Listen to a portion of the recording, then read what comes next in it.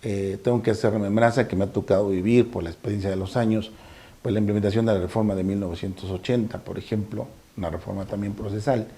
Me tocó, por ejemplo, el cambio de una generación de perfiles de trabajadores, de numéricos a ya más computarizados.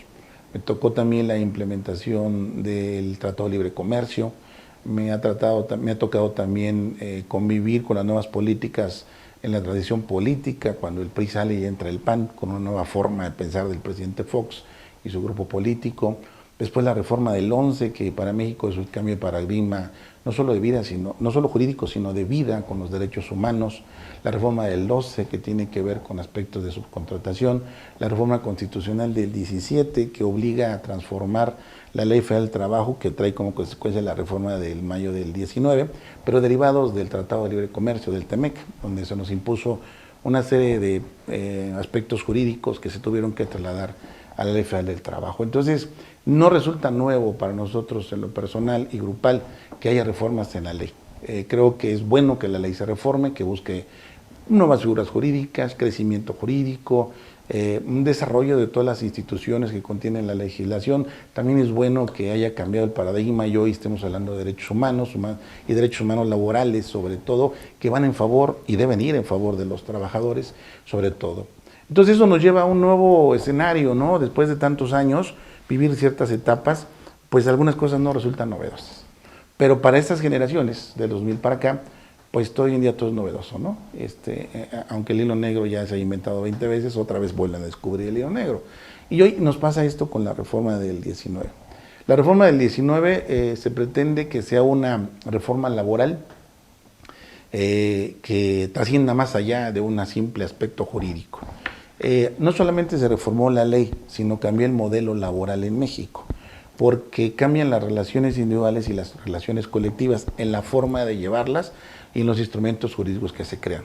Esta reforma desaparece las juntas de conciliación y arbitraje, crea los juzgados, pasa el poder del Poder Ejecutivo al Poder Judicial, la administración de la justicia laboral, crea el procedimiento prejudicial con obligatoriedad. Antes de poder llegar a un juicio tienes que conciliar, que me parece que es un retroceso, porque se pierden 45 días en el procedimiento ordinario, con algunas excepciones que marca la ley, y también crea el Centro Federal de Registro Laboral, de Conciliación y Registro Laboral, al cual le encarga, entre otras cuestiones, llevar todo lo que es la vida sindical, desde los registros y toda la vida interna, la contratación colectiva, los registros, los reglamentos interiores y todo el aspecto de la conciliación individual y colectiva. Pero también reforma de manera muy importante en la parte colectiva del mundo del trabajo, que tiene que ver con los sindicatos.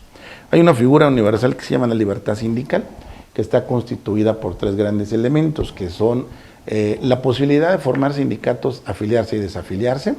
Dos, la negociación colectiva, que implica el contrato colectivo de trabajo. Y tres, el derecho de la huelga y de huelga. Esas tres figuras fueron tocadas en esta reforma, donde le están imponiendo a los sindicatos una serie de procedimientos, desde mi punto de vista, violando la libertad y la autonomía de los mismos. Al imponernos ciertos procedimientos obligatorios, entonces no somos autónomos. Al restarle facultades a la directiva o al secretario general o representante legal de la organización y a imponerle una serie de procedimientos administrativos, le están quitando personalidad jurídica. Esto a mí me parece que es un retroceso en la ley, en lugar de que pueda avanzar en la ley. ¿Qué se queda de bueno de esta reforma? El voto personal libre, directo y secreto, que tiene que ver con la democracia sindical. A los trabajadores se les consulta para diversos procedimientos, pero lo está volviendo muy monótono, lo está volviendo con muchos actos jurídicos donde se están fastidiando los propios trabajadores. Pero lo peor es que el centro, que está involucrado, el centro de conciliación, que está involucrado en esos procesos, está inventando muchos peros, procedimientos que no existen en la ley, para nulificar muchos procedimientos administrativos. Es decir, con esto se sigue comprobando que es una reforma que se intromete en la vida interna de los sindicatos, ¿verdad? Y que no le dé esa libertad de decisión y de representatividad al imponer una serie de procedimientos. La otra parte que innova también dentro de la reforma que toca a los sindicatos es la transparencia sindical, que significa la rendición de cuentas. Esto significa que los ingresos que tienen los sindicatos se deben transparentar e informar a cada uno de los trabajadores. Entre eso, reforma algunos artículos para que el trabajador pueda no pagar la cuota sindical, no cubrir la cuota sindical y quede en libertad de hacerlo. Pues eso no es malo, pero cuando se analiza hacia adentro de los sindicatos, esto inhibe el crecimiento sindical, porque el trabajador puede desafiliarse sin ningún compromiso ni responsabilidad, pero el sindicato de alguna manera está obligado a servirle, porque cuando conviene se hace extensivo a los beneficios a ese tipo de trabajadores. A ver, ahí hay una lucha de convicciones, pero que se tiene que ponderar de alguna manera. Sin embargo, lo inhibe. Abre la puerta también para que el patrón puede intrometerse en los sindicatos, hablar con el trabajador para que se separe del sindicato.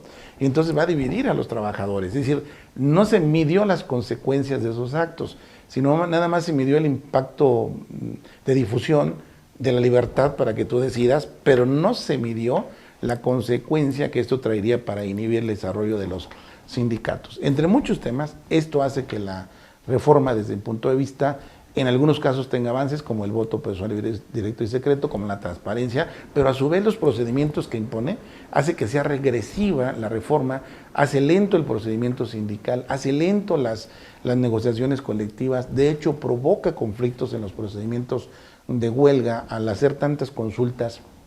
Será muy amplio, es una exposición de 6 horas por lo menos de estos temas. Inhibe también el desarrollo del derecho de huelga, sobre todo en la negociación colectiva, cuando vas a firmar un contrato o cuando vas a revisar un contrato colectivo de trabajo con algunas prestaciones. Obliga a consultas para que los trabajadores participen. A ver, la participación no es mala, lo que es malo es el cómo y la condición. Eso hace que se vuelva tortuoso y lento y complicado y hasta confuso. Por ejemplo, hay algunos procedimientos muy públicos. En alguna armadora de Puebla ya hubo conflictos porque el trabajador que está operando pues no está consciente de lo que está pasando en una negociación, viene y le plantean el arreglo y dice, no, pues no estoy de acuerdo, porque quiero más. Eso es lo complicado, cómo satisfacer a 10,000, 5,000, 20,000 o 50,000 trabajadores según el tipo de negocio que sea, porque no van a estar de acuerdo tan fácilmente, pero al mismo tiempo le quita la personalidad del líder sindical porque no puede convenir nada si no lo consulta primero. Se vuelve una especie de mandadero, y la ley no habla de mandaderos, habla de representantes jurídicos, representantes sindicales, apoderados, etcétera, ¿no? Entonces, pues todo eso hace que la ley sea complicada y que desde mi punto de vista debe ser reacomodada para que pueda surtir los efectos que se pretenden. ¿Cuáles estos que se pretenden? Pues hacer que la justicia sea más rápida y expedita. Por eso se modificó el procedimiento ordinario y otros. Que haya una democracia sindical donde la gente participe y su voluntad sea la mayoritaria, donde haya una transparencia sindical en todas sus cuestiones, procedimientos internos, pero sobre todo en rendición de cuentas. Que haya, por ejemplo, una conciliación más efectiva entre las partes para evitar juicios innecesarios. Pero todo esto no se está dando como debiera. Aún así, impone también un procedimiento que se llama de legitimación de los contratos colectivos, de esos famosos contratos que estaban depositados y que les llamaban ellos de protección y que yo les llamo activos y no activos, y para legitimarlos, ¿no? Entonces le imponen un procedimiento sacados de la manga, porque no hay ningún antecedente histórico sobre el tema, para que estos contratos que ya estaban depositados, que ya tenían vigencia, ahora sean ratificados y se legitimen, ¿no? Como si fueran ilegales o ilegítimos. Bueno, pues eso también ha retrasado el desarrollo de los sindicatos, aun cuando ha dejado cierta fortaleza porque los trabajadores han venido ratificando estos contratos colectivos de trabajo. Ahorita vamos poco más de 2 millones de trabajadores que han participado en las consultas, que están ratificando sus contratos colectivos, poco más de 7,000 contratos colectivos, etcétera, etcétera, ¿no? Ahí están las estadísticas. Entonces, pero estamos muy lejos de la realidad sindical en México, ¿no? Y estos procedimientos, desde mi punto de vista, han venido a inhibir el desarrollo de los sindicatos. Así que, en concreto, tenemos una ley contradictoria, obscura, y que yo creo que debe ser reformada, arreglada, yo digo armonizada, con alguna reforma integral que permita que la ley se vuelva más dinámica, más asertiva y que sí cumpla el fin, que es la eficacia jurídica en beneficio de los trabajadores y también pues, el respeto a los derechos de los empresarios, porque en la relación laboral bilateral, pues si no hay empleo no hay trabajadores, si no hay trabajador no hay salario. Entonces es un fenómeno que se tiene que cuidar y desde luego debe verse una justicia social o una justicia jurídica para que esto cubre. Pues sí, uno de los fines principales del derecho del trabajo es el equilibrio de los factores de la producción, cosa que quien hizo la ley no sabe qué significa, no lo entiende o lo ve de otra forma, y lo que ha venido a provocar es un desequilibrio entre los factores de la producción. Yo creo que es un tema que tiene que avanzarse y resolverse próximamente, pero no va a suceder rápido porque la implementación de la reforma en esta etapa terminará el 31 de abril del año que entra. A partir de ese momento empezaremos a hacer análisis más profundos, qué tanto ha beneficiado, qué tanto ha perjudicado, qué tanto es obsoleto o qué tanto se puede perfeccionar de esta reforma.